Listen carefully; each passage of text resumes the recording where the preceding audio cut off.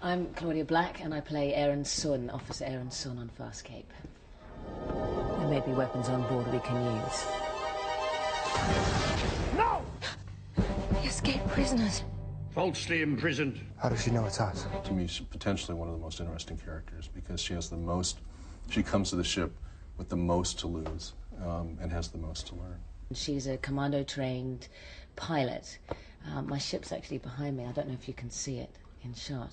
It's got a prowler. All prowlers terminate assault. And she comes from a race called Sebaceans, and she's a peacekeeper. What is your rank and regiment? She's actually not very nice. On the ground now! She's not a very nice person, to start with anyway, because she's had limited human contact, obviously, because she's not human.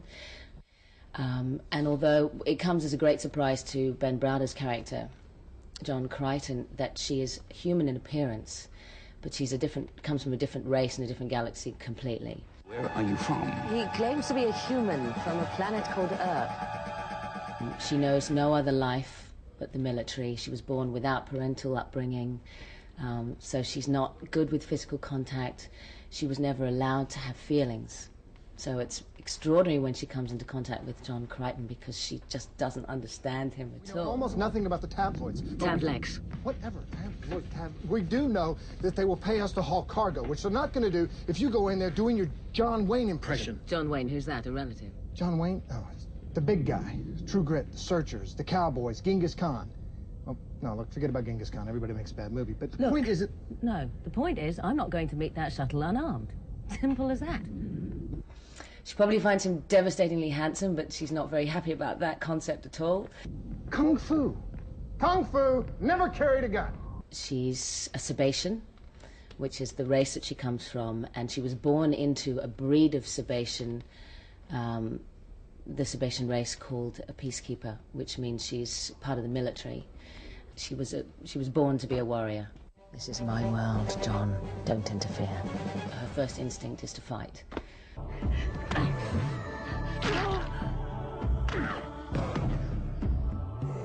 Guess we both have our unique talents.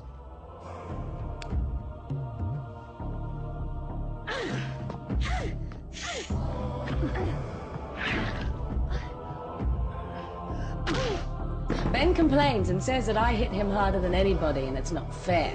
Now let's go. No, absolutely not. There are other things that we can do. We can try negotiating with the tabloids. We can... Tablex. Because the stunt double's far more brutal with him than I'll ever be. But he likes to give me a hard time about that. You hit me. Hit? No, a Pantac jab. You were more susceptible than most. Next time you hit me, make sure that I don't wake up. Oh, don't me. This is not over with. And when it is, you and I are going to sit down and have a serious talk. Sure. When this is over, you and I will probably be dead. I saw some dailies recently of me doing a scene with Rigel. And I look as if I was expecting an answer from this puppet, and I got one, and I just thought it was really funny watching me talking to something that wasn't actually real. And I know John Nicholson will be very upset with me for saying that, but he is a puppet. He's not real, Rigel. No. What were you doing out here? I was relieving myself. Rigel, did you see anyone? No. No one. One moment I was... Yeah, relieving yourself. And the next? And the next... Boom! I've suffered many assassination attempts on Hyneria, but... Nobody knows you here. It's only people who know you who want to kill you. Yeah, no, it's amazing talking with this thing that moves like a real creature, you know? Oh, leave me alone. I don't feel well at all. Quit complaining. You're lucky to be alive. Well, I'm barely that. I did the best that I could. And it wasn't in my training, you know. Peacekeepers are trained only to kill. So don't forget that this peacekeeper just saved your life. Oh. I'm very lucky with my costume because it's a girl's dream, really, in the 90s. I get to wear black all the time. And I get to get more hardware as we go along. I get more guns and more props to play with. I think she's kind of like a contemporary Emma Peel in a way. Funky, groovy chick. I call her Cyber Spice now. That's really who she is. She's sort of this beautiful, vicious killer, you know, who is at the same time a very innocent, vulnerable little girl deep down that was never allowed out. And so that's always a fun. She's a great, very compelling character.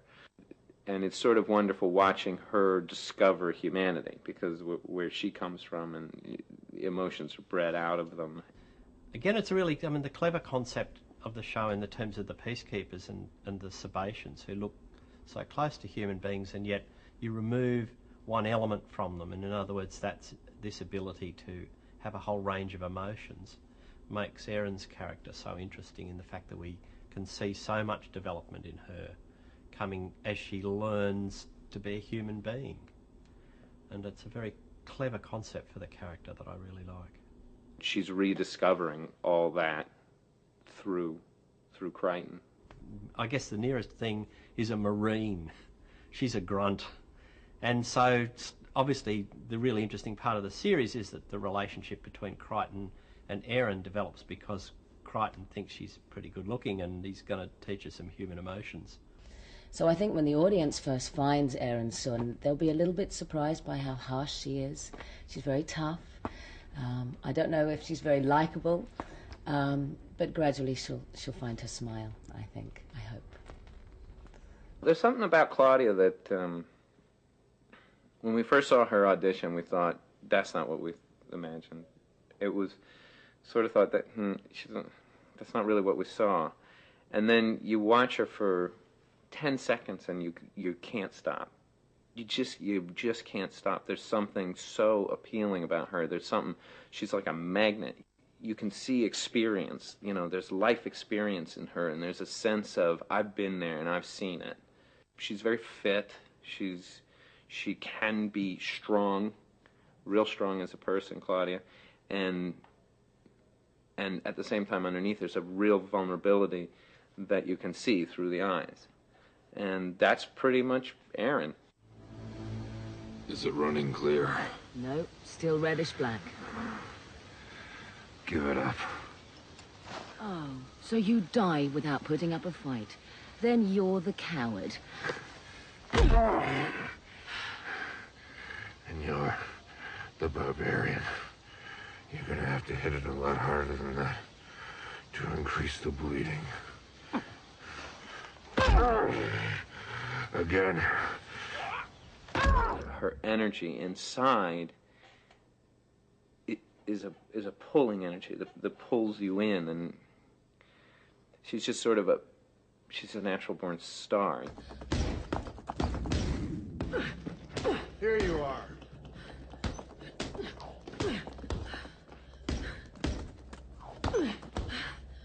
You sure you should be exercising?